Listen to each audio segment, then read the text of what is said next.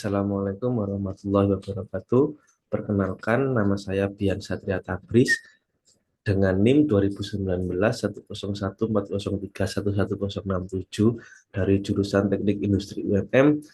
Di sini saya akan mempresentasikan penilaian risiko rantai pasokan dan pengendalian pada perusahaan pelabuhan, studi kasus pelabuhan Qingdao. Gambaran umum kasus di pelabuhan Qingdao ini merupakan salah satu pelabuhan terbesar dan paling sibuk di Cina yang terletak di pesisir timur negara ini. Karena lokasinya yang strategis, Pelabuhan Qingdao berperan penting dalam rantai pasokan global, menjadi titik hubungan utama untuk perdagangan internasional. Selain sebagai pusat logistik, pelabuhan ini juga melayani berbagai kebutuhan transportasi barang dan penumpang. Dalam konteks ini, penelitian ini bertujuan untuk menganalisis risiko-risiko yang ada dalam rantai pasokan di Pelabuhan Qingdao, serta mengidentifikasi cara-cara pengendaliannya. Penelitian ini menggunakan metode AHP, Analytic Hierarchy Process, dan SCOR, Supply Chain Operation Reference, yang ditingkatkan untuk memberikan solusi yang lebih akurat dalam mengelola risiko yang dapat mempengaruhi kelancaran operasional pelabuhan. Nah, yang pertama ada definisi risiko dalam rantai pasokan. Risiko rantai pasokan merujuk pada ketidakpastian yang mempengaruhi aliran barang, informasi, dan modal dalam suatu sistem rantai pasokan. Nah, risiko ini bisa bersumber dari berbagai faktor, baik internal maupun eksternal. Yang kedua ada kategori risiko dalam rantai pasokan. Yang pertama ada risiko internal dan eksternal. Yang kedua, risiko yang terkait dengan ketidakpastian permintaan dan pasokan, serta kondisi lingkungan yang dapat mempengaruhi kestabilan rantai pasokan. Yang terakhir ada metode penilaian risiko yang digunakan. Yang pertama ada AHP, Analytic Hierarchy Process. Metode ini digunakan untuk mengevaluasi dan memberi bobot pada risiko-risiko yang berdasarkan masukan dari para ahli. Yang kedua ada SCOR, Supply Chain Operation Reference, model yang sering digunakan untuk menganalisis dan mengelola proses dalam rantai pasokan. Yang terakhir ada Fuji AHP, penggunaan model Fuji untuk menangani ketidakpastian dalam penilaian risiko, memungkinkan penanganan data kualitatif dan kuantitatif secara bersamaan. Lalu selanjutnya ada identifikasi risiko dalam rantai pasokan pelabuhan Qingdao. Yang pertama ada risiko internal dan risiko eksternal. Risiko eksternal ini yang pertama efisiensi operasional, ketidakmampuan dalam mengelola proses pelabuhan seperti pengalokasian dermaga, pengoperasian kren, dan proses distribusi barang yang tidak optimal. Yang kedua, koordinasi antara pemangku kepentingan, kurangnya komunikasi dan kerjasama antara berbagai pihak yang terlibat pada rantai pasokan, misalnya operator pelabuhan, perusahaan pelayaran, dan importir. Lalu yang risiko eksternal, yang pertama ada ekonomi global, fluktuasi nilai tukar mata uang, resesi global, dan kebijakan perdagangan internasional yang dapat mempengaruhi kestabilan aliran barang dan modal. Yang kedua ada politik dan geopolitik, risiko yang terkait dengan perang, ketegangan politik antar negara, serta perubahan kebijakan perpajakan ekspor dan impor yang dapat mempengaruhi operasi pelabuhan. Yang ketiga, lingkungan alam. Bencana alam seperti gempa bumi, banjir, atau badai yang dapat mengganggu operasi pelabuhan dan transportasi barang. Lalu selanjutnya ada metode pengukuran risiko. Yang pertama ada AHP, digunakan untuk menilai berbagai jenis risiko dalam rantai pasokan dengan melibatkan masukan dari berbagai ahli dan pihak yang berpengalaman di industri pelabuhan. Yang kedua ada Fuji AHP, digunakan untuk menangani ketidakpastian dalam data kualitatif dan kuantitatif yang sangat penting dalam analisis risiko di industri pelabuhan yang kompleks. Proses penilaian risiko ada dua, kuesioner dan survei. Yang kedua ada skor risiko.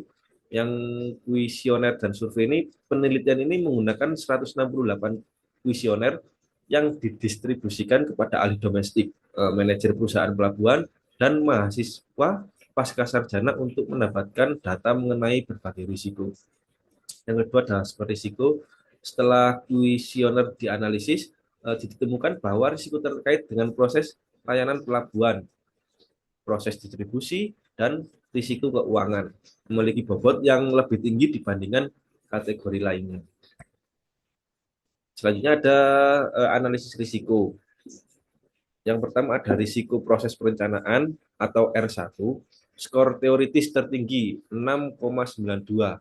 Namun skor aktual untuk King Dauport hanya 5,0883 yang menunjukkan adanya ruang untuk perbaikan dalam perencanaan rantai pasokan. Yang kedua ada risiko proses layanan pelabuhan. Proses pelayanan pelabuhan seperti alokasi dermaga dan pengoperasian kren sangat penting.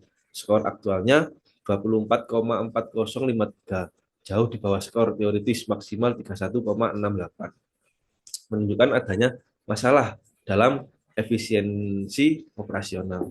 Yang ketiga, risiko proses distribusi, ketersediaan rute transportasi yang efisien, dan pemilihan peralatan yang tepat adalah faktor penentu. Risiko ini memiliki skor yang signifikan karena pengaruhnya terhadap biaya dan kecepatan distribusi. Lalu ada pengendalian risiko sampai langkah mitigasi. Yang pertama, perencanaan strategis yang ditingkatkan. Penguatan strategi perencanaan untuk memitigasi risiko dalam proses perencanaan. Ini termasuk alokasi dermaga yang lebih baik, pengaturan jadwal kapal yang lebih efisien, dan identifikasi potensi risiko dalam perencanaan rantai pasokan.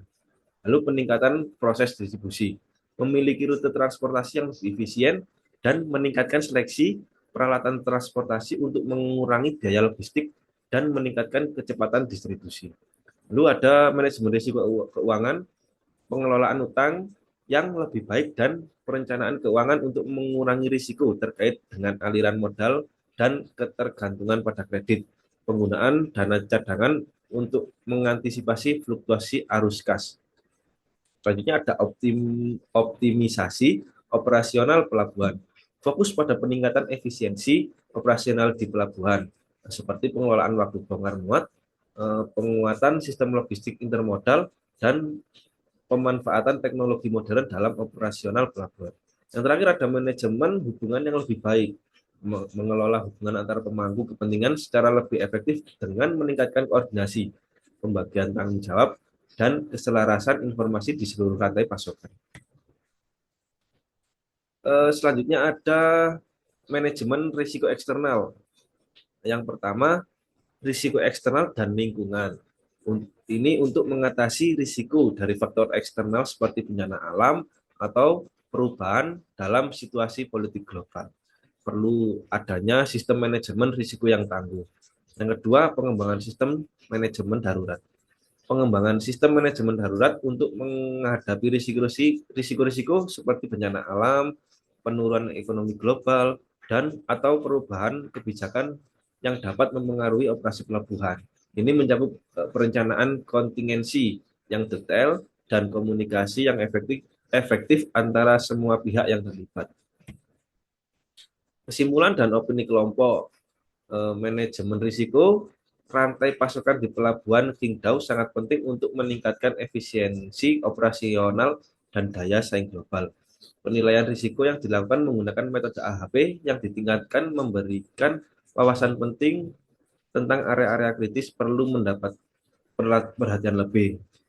Yang kedua, berdasarkan hasil penelitian, kelompok kami menyimpulkan bahwa meskipun pelabuhan Qingdao telah mengimplementasikan beberapa langkah mitigasi yang efektif, masih terdapat beberapa area yang perlu diperbaiki untuk mengurangi risiko lebih lanjut dan meningkatkan kinerja keseluruhan rantai pasokan.